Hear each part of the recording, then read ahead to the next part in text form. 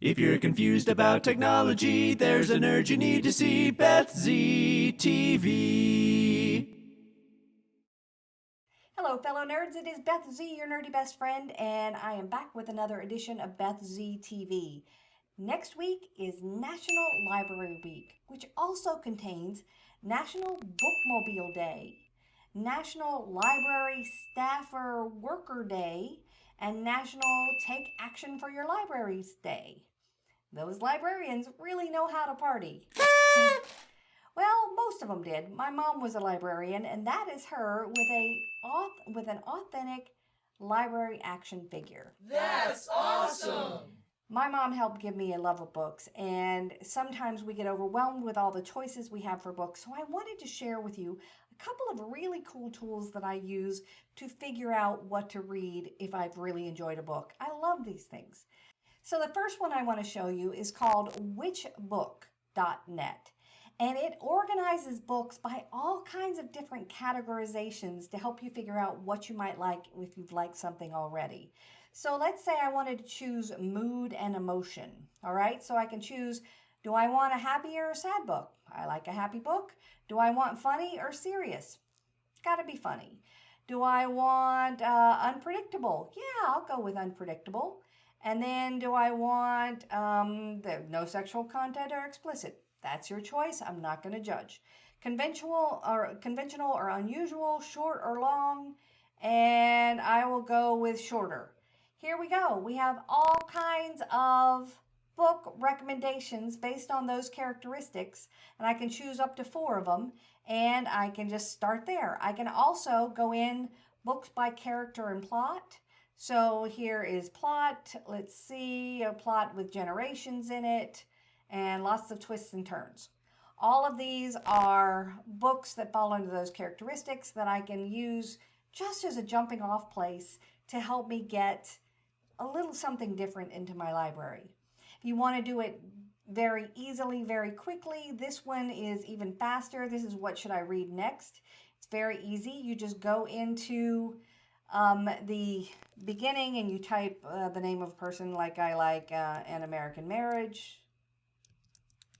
That was a book I read recently. What other things? It'll show you some of the characteristics it has of that book, and then quite a few other books in that same characteristic genre area that I might enjoy. Very quick and very easy to get those recommendations. Another way you might get your library fix is to use something like the Internet Archives. The Internet Archives is thousands of databases of books, musical clips, sound clips, news archives, commercials, every possible thing you can possibly imagine that could be digitized and stored is stored on archive.org. And they've also created this thing called the Open Library. It looks like bookshelves. So I'll scroll down here a little bit. Library and Information Services, encyclopedias, books, and facts. You just click on them and it's like you're in a library searching through the stacks, right? You can scroll through and look at all of the different areas in each of the shelves. It's kind of like a romantic old time remembrance of the days gone by when you would just walk through libraries and look through the shelves and find your books. It's just a remnant of that. It's a little bit different way to explore things online, and I found it very interesting. I hope you do too. Now finally, I have one little quick tip that kind of goes along with books because it has to do with paper. I don't know. I'm putting it in this section anyway. It's called Print Friendly, and what Print Friendly does is it takes any web page and makes it print friendly. So here is yournerdybestfriend.com, and I can copy it and I'll paste it into Print Friendly, and here's what happens. It strips out all of the background and it makes it so I can print what I need to have. So I've got all of these graphics in here, and I can either take down, like, I can choose to make the graphics half the size or even cut them out altogether. I can make the type bigger or smaller. and I can turn this into a PDF. I can print it out, but it makes it so that I'm not printing out a web page with all the gobbledygook on it. I'm just printing out the information that's on there, so it makes it easier for me to read. All right, now that is all I have for you. Let's hear the pun of the week.